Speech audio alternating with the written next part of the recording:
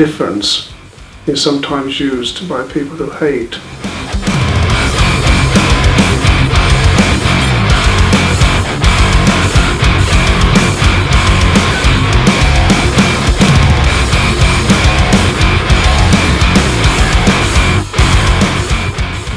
Hate crime is a dreadful offence and something we take really seriously. Sometimes the message of hate crime is a bit confusing, isn't it, you know? These things are happening, unfortunately, every day. We've had a series of assaults, robberies, sometimes because some of our children are different, purely because the way they've looked. My view is that housing is at the heart of things.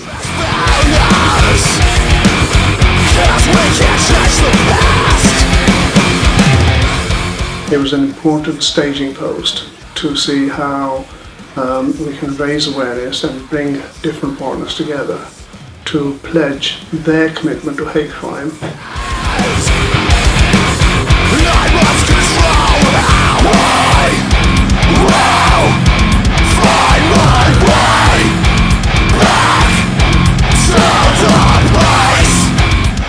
And you can see and you can feel, actually, you know, that the young people were taking the message on board. The story that Sylvia brings is very powerful. When people see our resources and see the work that we do, it is slightly different, I think, to the norm. Hate crime really gets to the soul sometimes and to the heart of communities, and we should never tolerate it in whatever guise it comes about. It opens a box really for people to work on the issue of hate crime. And although we focus on alternative subcultures, it isn't just about that. The other 5 strands of hate crime are covered, and we'll give them a tool to be able to use in their schools to pass that message on. Sophie's story is so powerful, it's so tragic, but it just gives you that resolve to actually say, you know, I knew anyway I was never going to tolerate this type of crime, but it gives you that extra vigour, if you like, and determination that we really do need to work together with communities, with young people, with all range of agencies to tackle this head on and not be afraid to say when things aren't right. Our resource that you will be using in schools is really professional, it's second to none, it gets our message there, and I think it's easy to use as well, so hopefully that's what will happen. It will become embedded into the curriculum. That's what we'd like to see, so that every school, every year at least, are using that resource.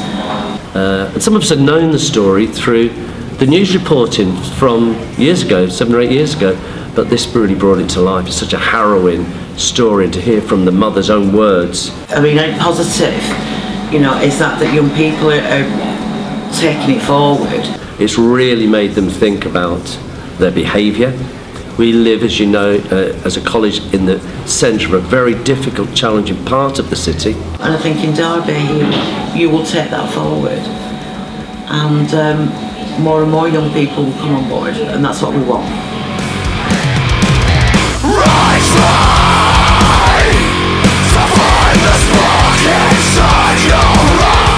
I'm particularly proud that as a culmination of last week's events, Derbyshire Constabulary accepted that they would start recording alternative subculture under their hate crime. Something that we take really seriously now is subcultures, alternative subcultures. So basically children or young people being themselves and expressing themselves.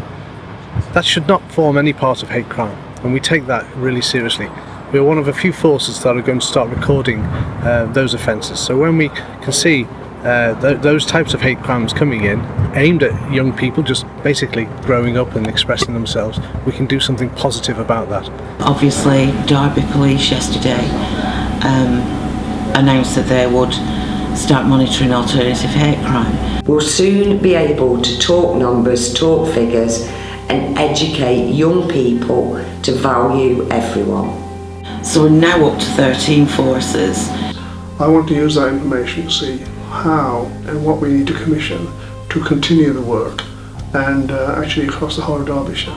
We're trying to get the whole of the East Midlands, and then you will be the first area to have all police forces to have gone, so that'd be quite interesting. Really, it was major awareness for a lot of us, including ourselves really, about the 5 strands of hate crime and the difference between hate crime incidents and hate crime itself.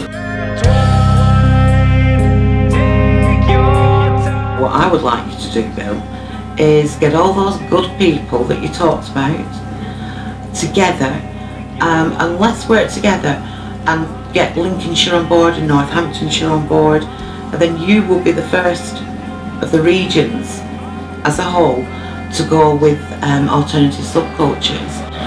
How good would that be, Bill?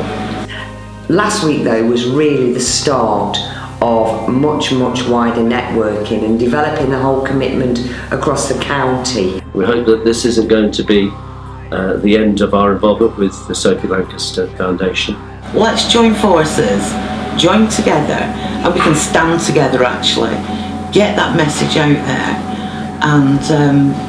and be as one. The most important thing now though is what we do next. It's also about that community and building on a community. We can't tackle this alone, and we work with a number of key partner agencies and also members of the community to tackle it. Let's be really honest, there are lots of good people out there. In fact, there's more good people than there are bad. The key for me is let's take the emotion that we all harness during the week and turn that into actions now. We have already revised our bullying policy to include issues around hate crime. We need to work with people in positions of influence, and through that we will make a difference, and it will just become mainstream like much of the rest of the work we do. I met Maria a couple of years ago actually, and she promised then that she would take our message forward into Derby, and she's done that. Okay, so let's talk about advice and what we can do going forward. First thing is to get an accurate reporting mechanism for hate crime. Hate crime is hugely underreported. We know that from many surveys that have been conducted. So whether you are part of the LGBT community or whether you're from a particular community that is new to the UK, we know that hate crime is underreported. What we have to do jointly is to make sure that our educational messages are strong and clear, that hate crime should never be tolerated, that if you're a victim of hate crime, report it to the police or through third-party agencies that are set up to receive that information. That's the clear message that we have to get out there. We have to start understanding the problem of hate crime more. So not just statistically, but actually understand some of those root causes. And that way we can tackle them, both preventative and also making sure that we pursue offenders that are involved in that type of criminal activity.